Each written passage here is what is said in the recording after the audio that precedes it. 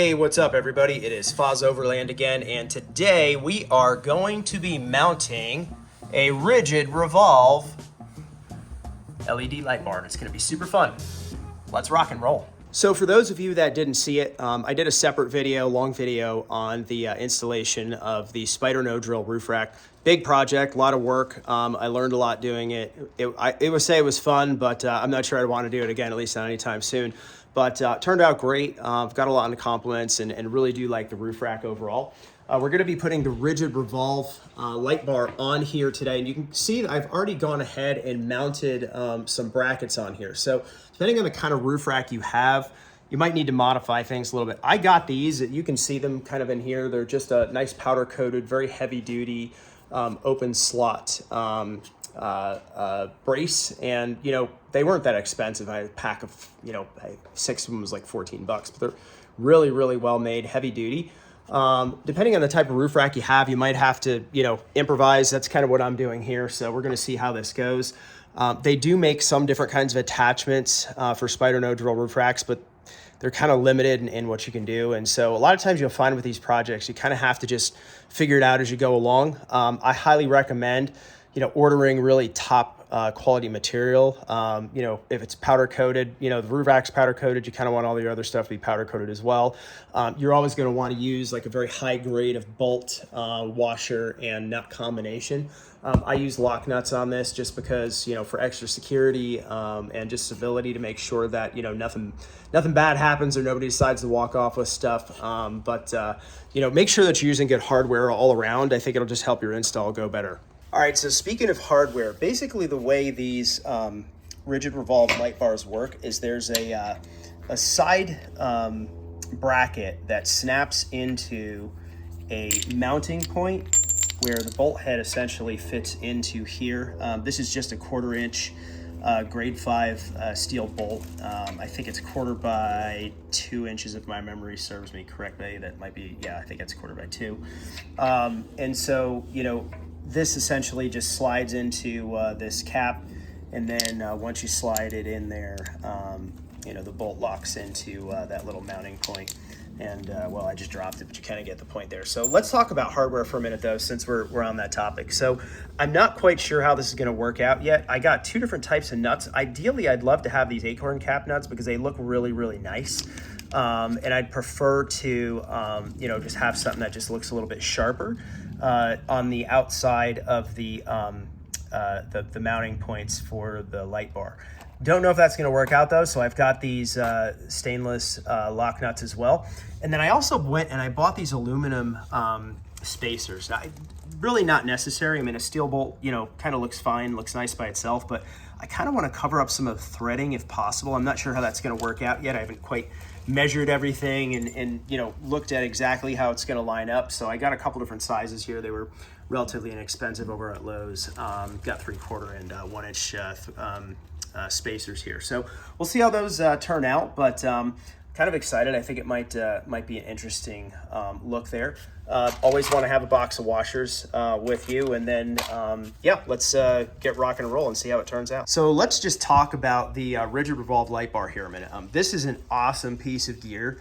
Highly recommend using Rigid if you're going to do any lighting for your car.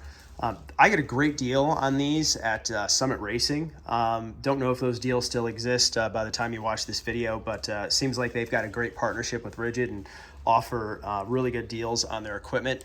These things are built like absolute tanks. I mean, you can kind of hear that it just slipped into the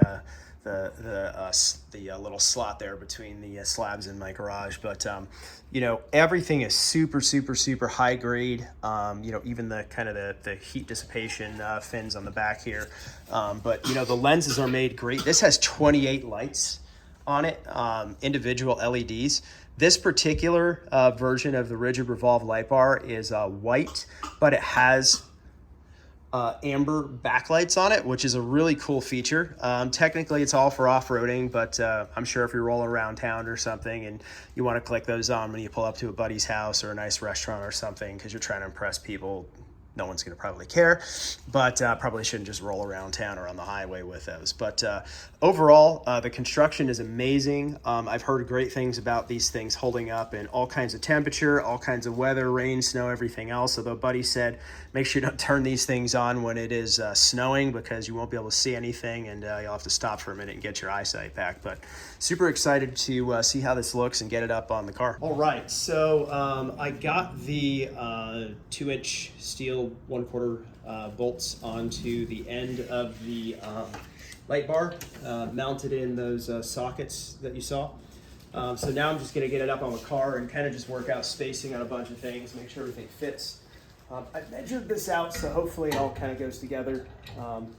But always a moment of truth when you get it up there and you start actually looking at kind of spacing of everything. So overall, I think that's a pretty good fit. You're kind of going to get a look. It'll be raised up a little bit once everything's tightened up, how that's going to fit. That looks really sharp. It's kind of flush mounted, as close as possible with the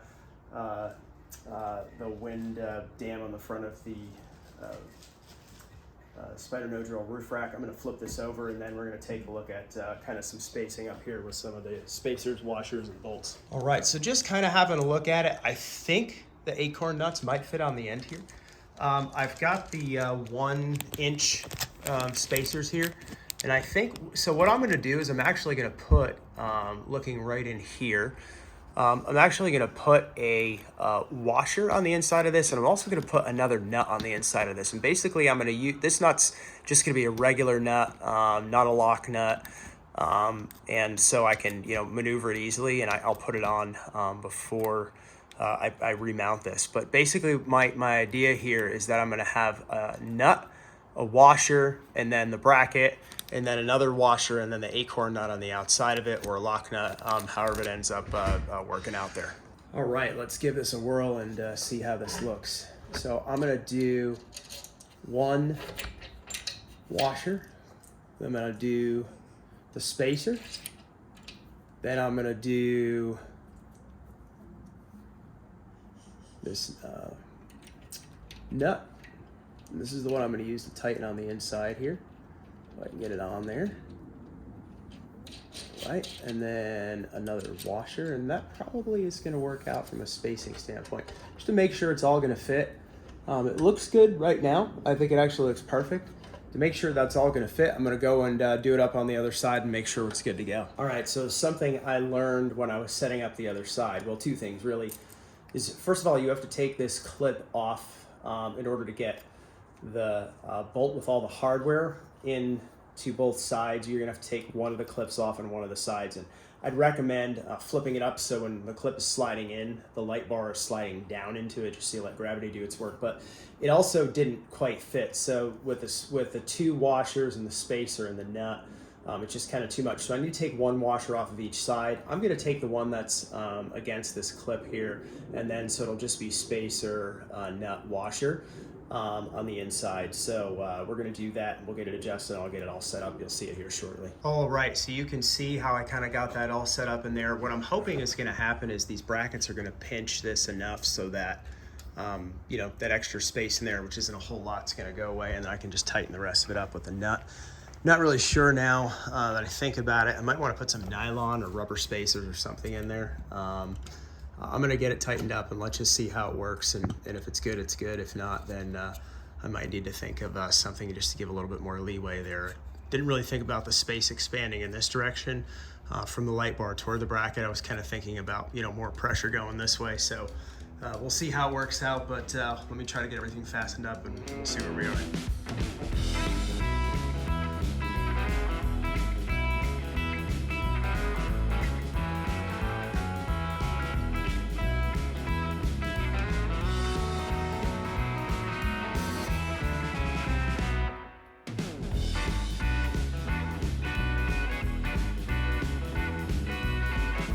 All right, as you could see from that video, this was a lot of work to kind of pull all this together. The nice thing is I have a bunch of points I can tighten this from. I can tighten it from the outside, which is really what I'm gonna do on both sides. And then you can kind of see over here, exact same setup.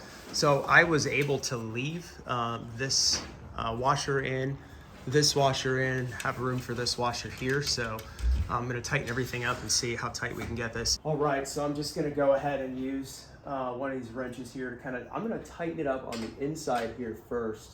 I'm actually tightening it against the light bar because I think that's gonna give me just a firmer fit overall. Hopefully this nut here has enough thread on it to be able to kind of squeeze it all the way in here. We'll find out shortly. Let's see, looking good so far. What I don't want is I don't want the light bar kind of, you know, rattling around a bunch up there. So this has got to be super tight. We'll come back and we'll make that even tighter in just a minute. And then we're going to do the other side, same thing. I'm going to squeeze it up here. So again, tightening the inside nut toward the light bar. And that was kind of the reason I put that on there, because I really wanted to be able to control, you know, the angle of this thing and not have it flopping all over the place. Let's see how we do on these acorn nuts here. If there's enough thread, I think there's gonna be. So far, so good. Be able to tighten it up really good so far. And all right, I think we're, speaking of rigid, I think we're gonna be good with that setup. Not only does it work, not is it functional, it looks tight. We'll see how it holds up on the trails and everything. You know, that's where the ultimate test kind of comes in. But so far, no complaints. It's really sturdy, and I think I can get that super, super tight so that I don't really have to worry about a lot of things kind of moving around there. All right, that looks really, really sharp. It is super, super tight up there. I can't even turn it, so I'm not gonna try, but can't turn it. It's really rigid, pun intended. All right, so next thing, I've heard all kinds of stuff about sort of, you know, kind of where and how to run the wires on these. The best advice I've gotten is it should fit with some kind of jimmy rigging and pushing and really kind of, you know, maneuvering to get it down along the windshield here. Once you do, you can kind of run it straight into the engine compartment, and then we can do the battery hookup. And let's talk, speaking of which, let's talk about the harness. All right, this is the Rigid Radiance wiring harness. Really, really good harness here. Super high quality material, high quality wiring. Comes with 2 switches. So this particular light bar has the backlights and the regular LEDs. So you're gonna wanna have 2 switches. There's a bunch of different ways you can set this up. And I know some people are really, really super high tech and, you know, have a multi-light, you know, multi-device pod in their car for, you know, all of their electrical accessories. Maybe I'll get to that one day in a future video, and maybe I'll need that in a future time. But right now, we're just going to stick with this harness, which is the one that you use. You can see there's 2 different kind of light configurations, light bar and pod. We're using it for the light bar here. The pods I got came with their own harness, so that's kind of a, you know, a whole setup in and of itself. But we're going to start by running the wire, and then we'll see how we go into the engine compartment. And, you know, we're going to have to splice these 2, because if you noticed when we were looking at the wire on the car, you know, it doesn't run quite the length of the windshield, so we're going to have a splice there as well. So we'll work on all that now.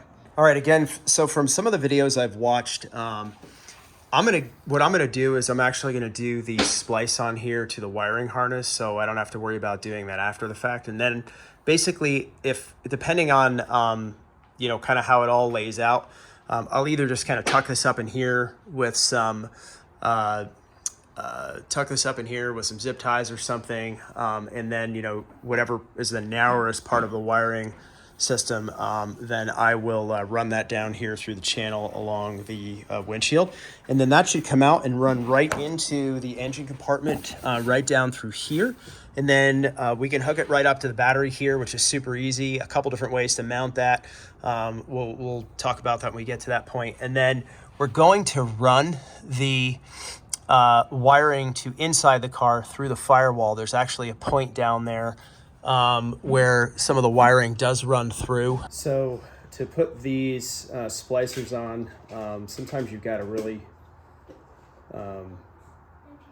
you know, remanipulate the wire. Sometimes the soldering's just a little too chunky, but they should slide on easy. And then you don't need a crimping tool. You can use a regular, like, needle nose pliers or something, but, you know, I prefer to have a crimping tool. Works a little bit better.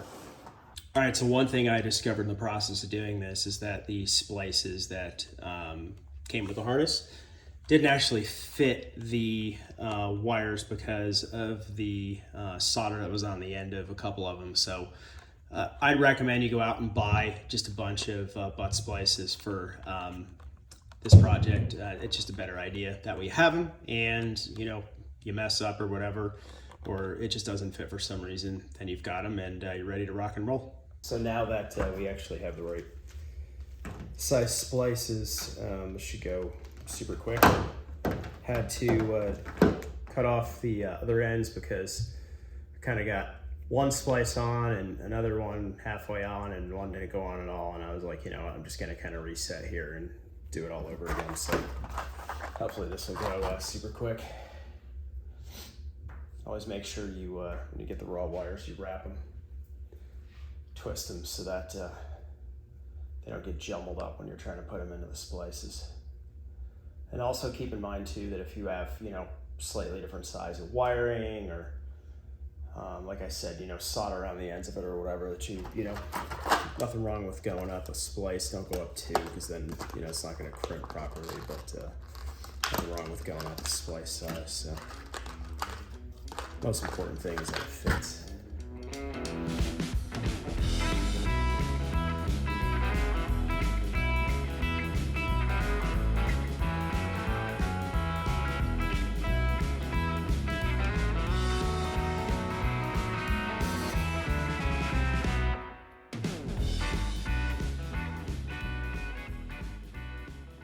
One little tip too is I always find it helps if you just kind of twist the splice while you're putting it on. That way any wires that are kind of hanging out on the end or frayed or whatever, they don't get caught up. And then one thing you'll see is that I actually don't have a heat gun, so I'm going to be using just a regular old soldering torch, which I don't generally recommend you use if you can help it, but it's going to be the easiest way to get this on without too much effort.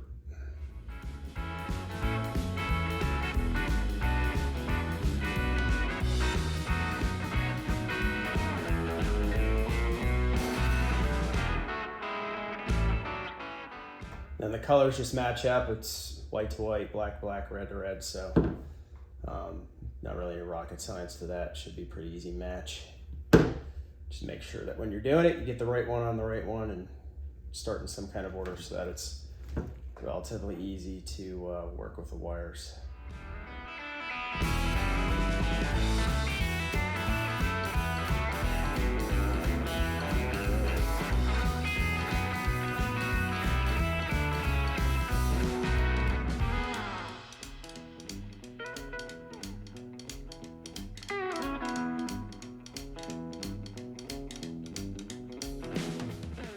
All right, as you can see, that all came together there. I had trouble with a couple of the splices because the wires are just being really ornery. Probably could have soldered the ends of them just to kind of clean them up a little bit, and it would have made it go a little bit better, but honestly, got it done. Again, don't really recommend using a soldering torch for the heat shrink, but it gets the job done. If you've done it before, which I have, pretty much anything will work in a pinch. You can even use a lighter, although I don't recommend that. A heat gun's definitely still the best for that. But if you don't have one, just be creative, go slowly, and, measure twice so you only have to cut once. All right, so I have a couple of different options. First of all, I'm gonna clean this up with some electrical tape and just put it around there just to, once it's done cooling, just to really, make sure that is 100% weather tight there. So you can see this tubing here is really super malleable, and it fits real easily down in there. I think I'll have no problem getting this down in along the windshield. This conduit here, I actually probably could have shortened the wires, and now in retrospect probably should have, but it is what it is. Not really sure I want something open and exposed out, up under here either. So this is probably going to be a bit of a pain in the butt. I'm going to try to put this down in here and see if we can get it down in. It looks like it'll go. It's probably going to require some shoving. Just have to be really careful because the edge of the glass is right here, and obviously the paint, you don't want to jack that all up. But we'll do our best. And then I'm going to run this down here and into the engine compartment and onward and upward.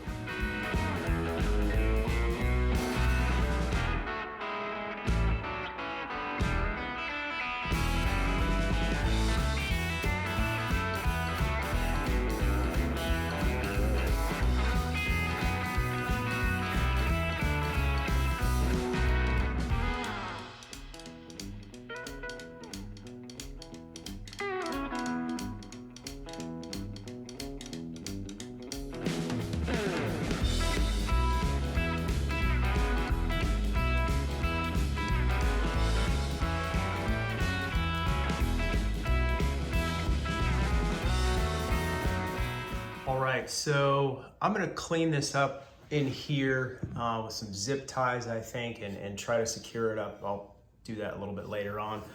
But, you know, kind of the same thing here. I was able to run this all the way down. I think I'll be able to get it down eventually in there a little bit further. Buddy of mine actually is my windshield guy, so next time, you know, I get a chip in one of these or rocking one of these, which in Arizona, give it a year or two, and that's gonna happen.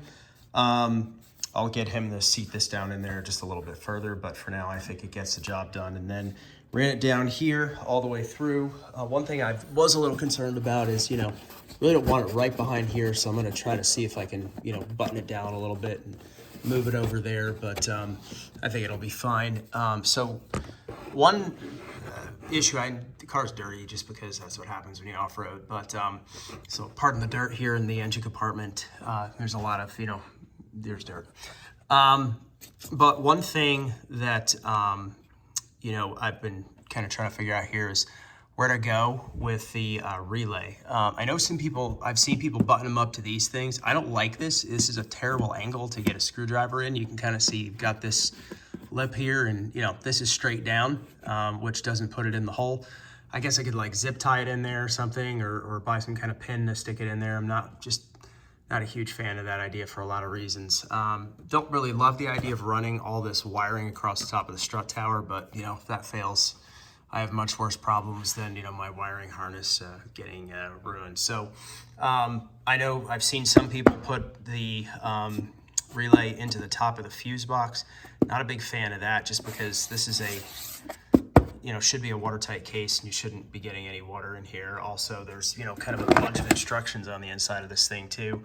You know, kind of what fuses go where. Kind of don't really want to drill through that and, you know, miss out and not know what's going on there. So I think I'm gonna mount it here, and then I'm gonna kind of run the wires for the switch through the firewall. I should be able to get it, I forget where it is, it's right down there somewhere, but I'll show you in just a little bit, in through the firewall.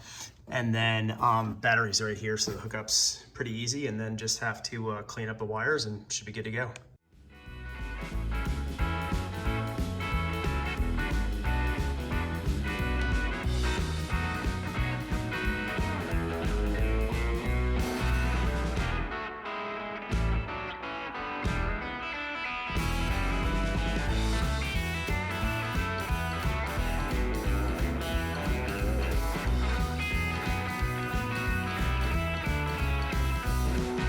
Battery is all done. As you can see, both the negative and the positive mounts. Well, you can't see that, but it's under the positive terminal cover. By the way, this had a really nice notch out here for this wire. You'll also notice on here, there's one that you can punch out either side there. Depending on, this is a 2017 Subaru Forester Touring, as you know, Foz Overland. So depending on what you're putting your light bar on, when you're running that positive wire, just look for a notch out on that positive terminal cover just to kind of keep things neat and tidy. And now we're going to move on to running the wiring for the switch harness and the switch setup in the cabin. We'll be punching through the firewall. I'll show you where in just a minute. Going to grab a couple tools and we'll get moving on that. On this car, again, 2017 Subaru Forester Touring. There's kind of this, it's almost like a sound dampening panel. I don't know if it's, I don't really think it's fire retardant. It's not, you know, thick enough, but kind of a sound dampening panel over here on the driver's side of the engine compartment. It just has these retainer clips in it. So I just, you know, use a tool and pop them out of these two holes. And when you pop this panel off, look down in there, all kinds of wiring. And then if you walk around to the driver side of the passenger compartment and you look up in over there, where is it? Yep, up over in there, you'll see the mother load of wiring running through. As a matter of fact, if you can see all the way up in the top up there, way in the back, there is just wires everywhere. So I'm gonna try to run something through there. I think I can. It's gonna be kind of tight, but I feel like that's probably the best bet to get wires into the driver's side of the passenger compartment with as little difficulty as possible. So here we go. All right, I am now down below the driver's side fender here. I've gone ahead and pulled out all the retainer clips that were in here, and then there's the little lip up here, little clip rather, and a lip and a clip that allows you to pull this back. And when you do that, the magic appears. So actually that is the port that goes into the main passenger cabin. We're actually just gonna punch a hole right through the top of it. You can see there's kind of a little mark up there. Right at the top, we're gonna punch a hole in there, and that'll allow us to drop the wire right where it needs to be. And I think we'll just have right about enough wire to run it to the switch. So here we go.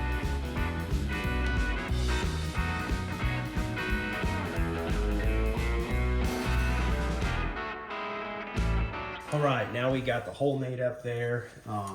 I've got this all taped together here. Is just a wire hanger, unraveled. And then somebody told me this trick once: put some soap or something slippery. Soap is good because it's easy to clean up afterwards. Kind of all over the end of this, and in that little opening up there that I just made. That'll help this thing go, hopefully right through pretty easily. So let's give that a little try. And I bent the end of it down a little bit because it has to make a turn right as soon as it moves through there. Yeah, and that went in super easy. So now I just got to go inside the car and fish it in from the other side. All right, down in the driver's side of the passenger compartment again. And if you look right up there, you can see the end of the hanger that we ran through. So that worked out really well. We're just gonna reach up in there, grab it, and pull everything through, and we should be good to go. All right, so success there. We have our wires through. One kind of just final tip for you on that. If you are having a little trouble getting it through, just add a little bit more soap. Sometimes the soap dries up, runs out, whatever. So just make sure you add a little extra soap to it, but that should do the trick and get it through. So now we're gonna move on to where to mount the switches. So if you remember, there are actually two switches for this particular setup because this light bar by Rigid has both backlights and the main LED spots. So a couple of different options. Really, obviously we've got, airbag stuff going on back here and up top. Really don't want to mess with that. We could go in here right on the panel for the fuses. Again, you're kind of dealing with this sticker here, so you probably want to move that or at least take a picture of it so you know kind of what's what. But at the end of the day, not a huge loss there. This is a pretty easy thing to replace if you ever decide you don't want to run it, through there again. You've got right here on the panel as well. This is an option. You've got right there, but you really don't kind of want to mess with, behind the turn signals. Plus those lights are up in your face. They're illuminated switches. So I think what I'm going to do is I'm actually going to mount them in here. The only problem is I'm going to have three switches because I'm actually going to have a third switch for the spots when I do those. Normally would be mounted as ditch lights, but you're going to see how I'm going to mount those on the back of the roof rack. So I need to leave room for three switches. So I'm probably going to put one here, probably going to put one here. I think I might have enough room for that other switch down here, hopefully. And you'll notice kind of behind here, there's a lot of room back there. The only downside is, if I'm going to connect those switches here, that, anytime I need to get at that breaker box back there, I either need to pull this off, and then obviously just kind of let the wires dangle, if they're long enough, assuming they're long enough, or, I can just disconnect the wires. Not a big deal, but just a little something that you have to kind of take note of. Quick update. The wire running into the cabin for the switches ended up being just a little on the short side. Could probably move around that clip too as well there, but so I ended up moving the relay on the ground just a little bit. I had originally had it mounted there, had to actually drill a hole through this side piece over here above the front driver's side fender. So found a screw that fit, and it is now mounted to there really well. So it'll actually help, I think, just kind of overall clean some of this up. I can tuck some of this wiring up and just make this a little bit better overall. So I think, you know, end of the day, it ends up being a better fit. But yeah, so just need a little bit of extra slack in the interior. Had to kind of do a little rearranging here on this sound panel, or the soundproofing panel here. Cut out essentially this whole section here to accommodate the relay, and then had to make a notch in here to accommodate the wire that runs into the passenger cabin for the switches. All in all, I mean, I think it still looks pretty good. And then did a little bit of cleaning up here with some zip ties on the wiring. Rerouted it along the fuse box here back to the battery. So just a little bit cleaner overall. Might do something different with this later on, but I think it's good enough for now.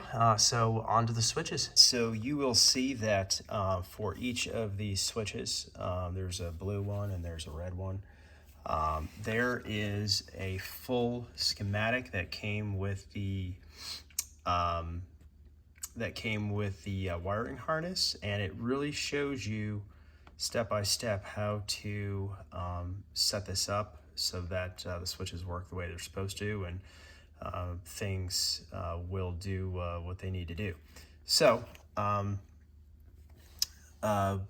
if you look here, you've got your forward projecting LEDs, and then you've got your backlighting LEDs, and you basically have two switches. Doesn't really say which one, you know, should be which, but kind of, you know, pick however you want to do it. I'm going to use the blue for the main lights, and I'm going to use the red for the backlights. And you'll notice that on the back of these, if you look really closely, and it's kind of hard to see in this light, but each of these terminals has a number. There you go, you can see it. There's 1, there's 2, and there's 3. Each of these terminals has a number, and those numbers correspond to what is on this schematic here. So you can see the black wire goes to 3, for instance. The light bar blue wire, the heat shrink goes to 2. The red wire goes to 1. So you just want to make sure that you set those up properly on each switch. Otherwise, you're going to have things upside down and backwards, or it's just not going to work. So you can see I've got everything kind of test wired here. You always just want to make sure that when you get things set up initially, before you pack it away in the panel and mount your switches and everything's working. So we're going to go ahead and test the backlights. That's obviously a good sign. See that light on there? And then look at those backlights. Don't they look just absolutely stunning? Really, really nice overall. And then we'll go and shut those off so we don't hammer the battery. And then let's look on. Oh yeah, look at that. We've got light.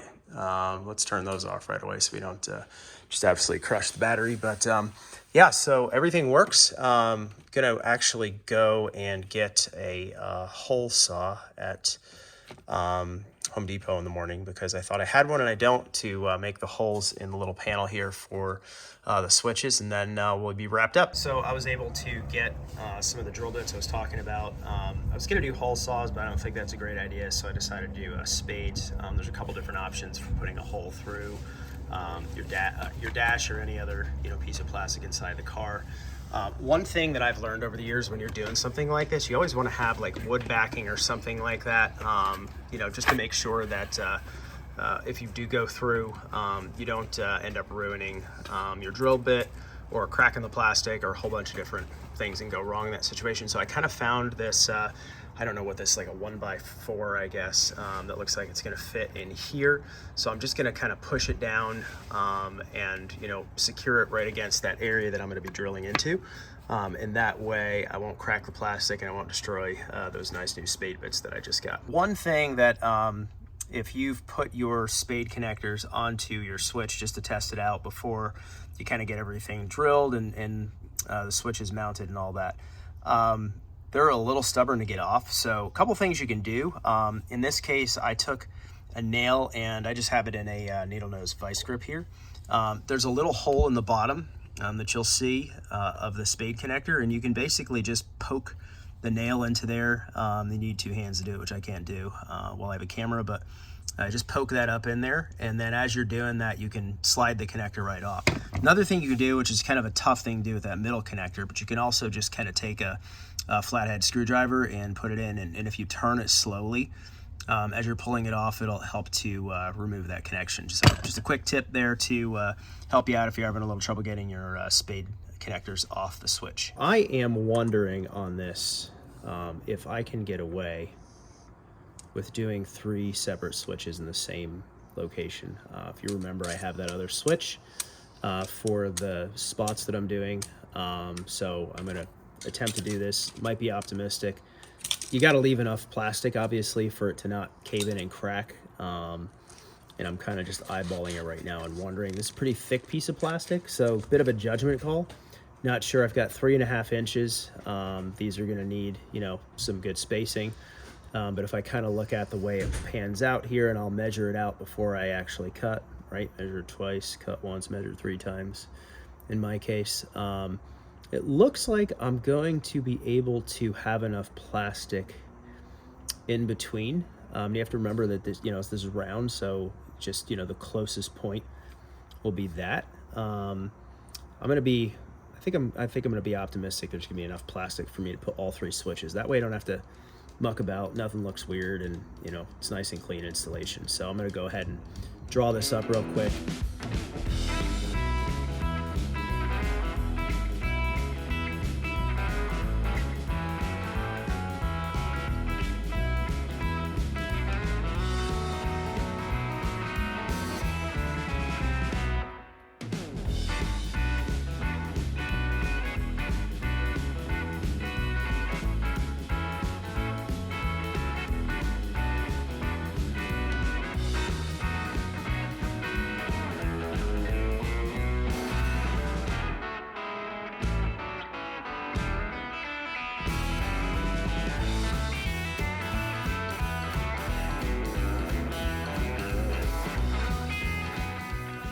That was the right size for the hole.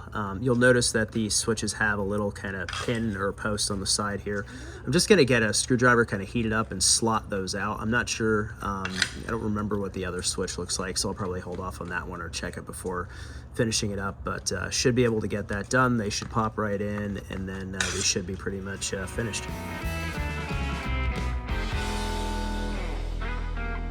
There we are, pretty much all done. So just got to clip this back into place, and this will be ready to rock and roll. Look at that. There we go.